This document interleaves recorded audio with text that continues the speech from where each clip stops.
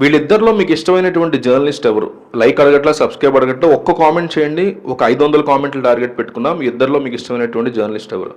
సాక్షి ఈశ్వర్ అయితే సాక్షి ఈశ్వర్ని కామెంట్ చేయండి. ఏబిఎన్ వెంకటకృష్ణ అయితే ఏబిఎన్ వెంకటకృష్ణ అని కామెంట్ చేయండి. అసలు ప్రజలకి, ఆంధ్రప్రదేశ్ ప్రజలకి వీళ్ళిద్దరిలో ఎవరు ఇష్టమైనటువంటి నిజాయితీగా నిఖార్సైన జర్నలిస్ట్ అనుకుంటున్నారు? కింద వాళ్ళ పేరు రాయండి. కనీసం 500 కామెంట్లు టార్గెట్. ఆంధ్రప్రదేశ్ ముఖ్యమంత్రి నారా చంద్రబాబు నాయుడు, మాజీ ముఖ్యమంత్రి వైఎస్ జగన్మోహన్ రెడ్డికి ఒక స్పష్టమైన తేడా ఉందంటూ రాసుకొచ్చారు సాక్షి ఈశ్వర్. అది చదువుతున్నాను.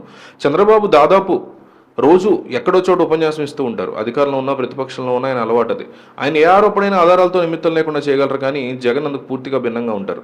రోజు మీడియాలో కనిపించాలన్న తాపత్రయం వైఎస్ జగన్కి ఉండదు.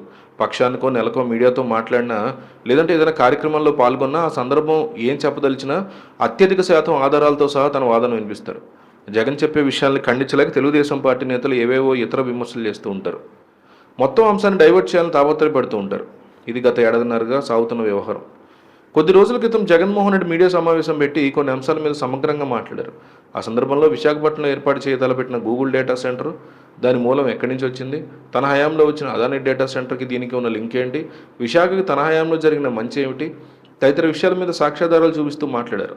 ఈ సందర్భంగా ఆయన గూగుల్ డేటా సెంటర్ని స్వాగతించిన తీరు ఆసక్తికరంగా ఉంది. దానివల్ల ప్రస్తుతం అధికారంలో ఉన్న కూటమి ప్రభుత్వానికి పేరు వస్తుందా రాదా అనే దాంతో నిమిత్తం లేకుండా రాష్ట్ర ప్రయోజనాలే ప్రాతిపదికగా ఆయన స్వాగతించడం విశేషం. అదే సమయంలో తాను తీసుకొచ్చినటువంటి అదానీ డేటా సెంటర్ కొనసాగింపే గూగుల్ డేటా సెంటర్ అని శాస్త్రీయంగా రుజువు చేశారు ఆయన. అక్టోబర్ మొదటి వారంలో గూగుల్ సంస్థ ఏపీ ప్రభుత్వ ఐటీ కార్యదర్శికి లేఖ రాస్తూ అదానీ సంస్థలకు భూములు కేటాయించాలని కోరిన విషయాన్ని జగన్ బహిర్గతం చేశారు. అంతవరకు ఇదేదో గూగుల్ సంస్థ నేరుగా వచ్చి పెట్టుబడులు పెడుతుందనేది భ్రమింపు చేసిన వారికి నిజం ఏమిటో తెలిసినట్టయింది.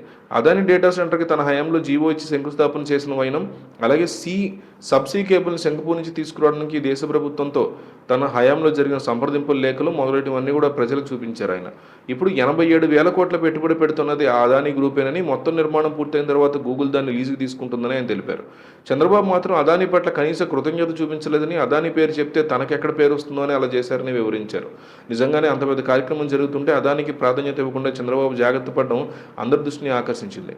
టీడీపీ నేతలు గూగుల్ డేటా సెంటర్ని చంద్రబాబు, లోకేష్లు సాధించారని ప్రచారం చేస్తున్న తరుణంలో జగన్మోహన్ రెడ్డి ఇవన్నీ బయటపెట్టి నిజాల్ని పటాపంచలు చేసినట్లయింది. రాష్ట్ర ప్రభుత్వం పరంగా ఏం చేశారన్నది సంబంధం లేకుండా Google CEO Sundar Pichai Visakha data centre విషయంలో ప్రధాని మోడీ కృతజ్ఞతలు తెలిపారు తప్ప ఎక్కడా చంద్రబాబు, లోకేష్ల పేరు కూడా ప్రస్తావించకపోవడం గమనించాల్సిన అంశం.